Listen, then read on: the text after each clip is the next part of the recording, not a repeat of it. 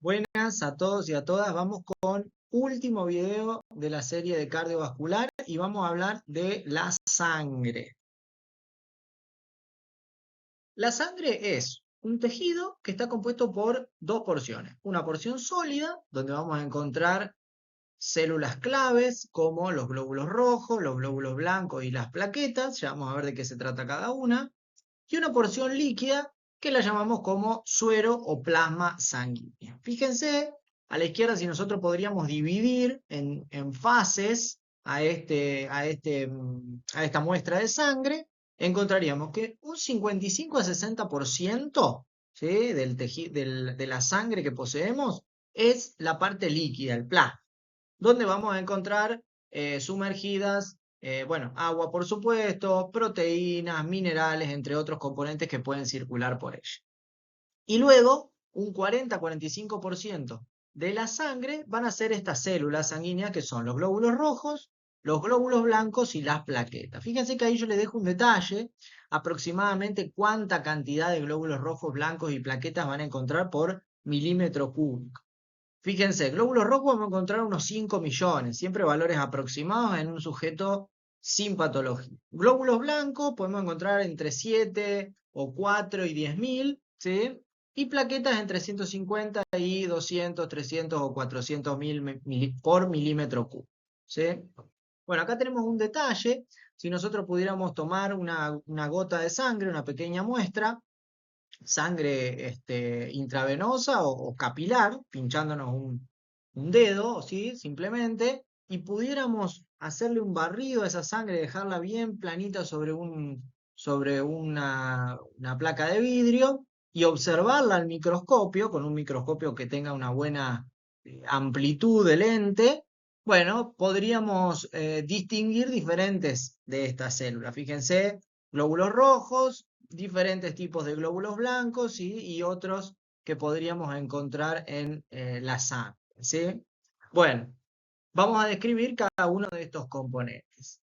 Glóbulos rojos, también llamados eritrocitos o hematíes, se producen en la médula ósea de los huesos. Recordemos que la médula ósea de los huesos largos, en algún momento cuando ya somos adultos, empieza a llenarse de grasa y pierde la capacidad de producir células sanguíneas. Entonces lo van a hacer otros huesos no largos, huesos planos, huesos cortos, como por ejemplo la escápula o algunos huesos de la mano y de los pies, ¿sí? Su función va a ser transportar oxígeno y dióxido de carbono. Posee una proteína que se llama hemoglobina. La hemoglobina se simboliza con H mayúscula, B minúscula, como la ven allí abajo. Posee hierro, ¿sí? Fe es el símbolo químico de hierro, que es lo que le da el color a la sangre, ¿sí? Y lo que va a permitir es el transporte de oxígeno, dióxido de carbono, y ese H+, ¿sí?, es un catión de hidrógeno que se puede simbolizar, se puede nombrar comúnmente en la bibliografía como protones, ¿sí?, lo que va a permitir la disminución de la acidez de la sangre, ¿sí?, el transporte de protones y su eliminación. Bueno, glóbulos blancos, o también llamados leucocitos, también producidos en la médula ósea de los huesos. Su función es participar en los trabajos de defensa e inmunidad, ¿sí?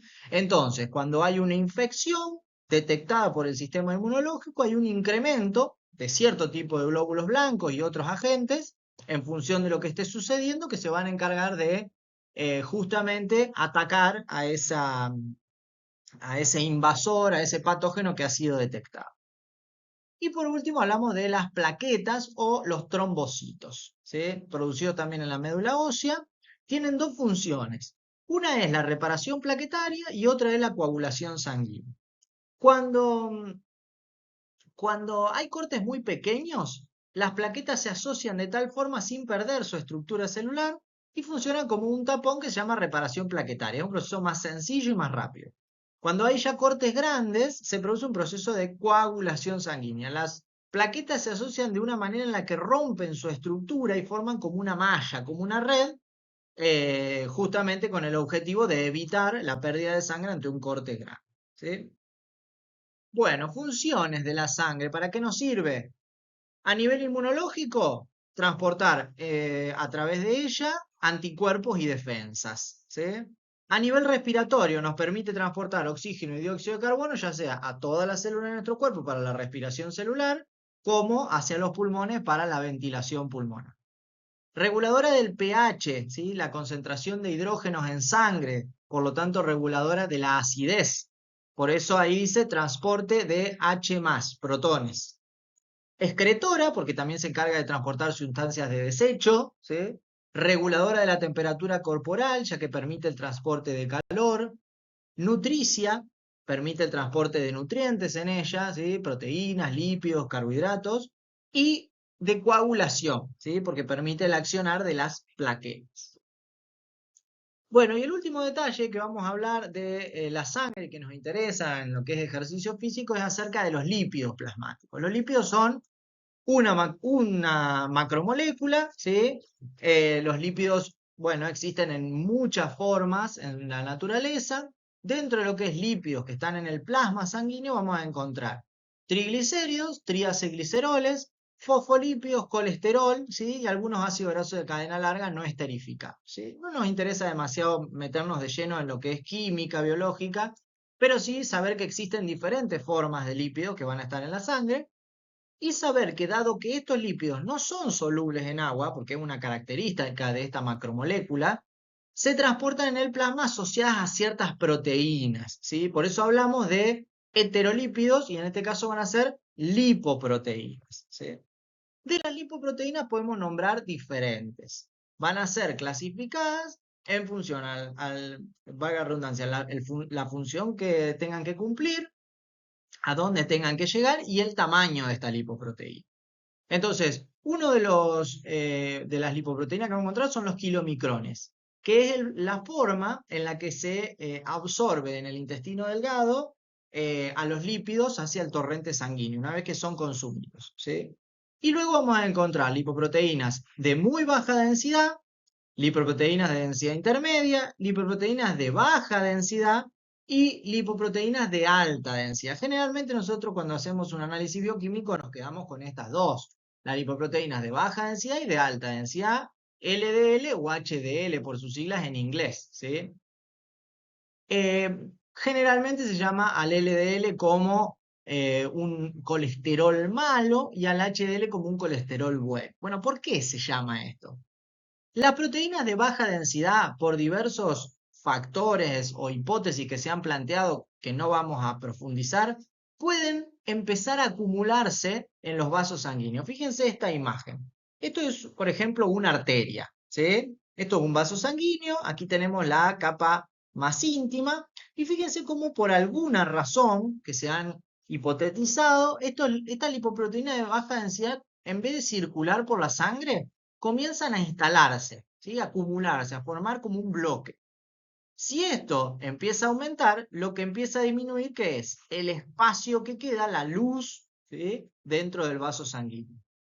Al haber menos superficie, dijimos que la sangre que circule va a ser la misma, al haber menos superficie va a tener que hacer más fuerza, por lo tanto va a aumentar la presión que la sangre hace sobre el vaso sanguíneo. O sea que la lipoproteína de baja densidad cuando está muy alta en sangre, se asocia con procesos de hipertensión arterial, entre otros, porque, por ejemplo, si esta es una arteria que está en el corazón, ¿sí? En la circulación coronaria, por ejemplo, podría llegar a taparse completamente, a dejar al corazón sin sangre y a producir un infarto de miocardio, ¿sí?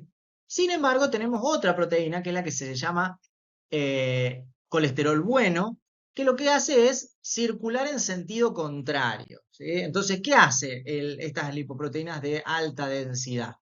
Las HDL circulan en sentido contrario y empiezan como a chocar, a barrer y a romper estas estructuras y empiezan a hacerlas circular de nuevo a la sangre para llevarlas al hígado donde van a ser metabolizadas y luego eliminadas. Esto es lo que se llama el transporte reverso de colesterol, desde su acumulación en las arterias hasta el hígado para metabolizarse, ¿sí?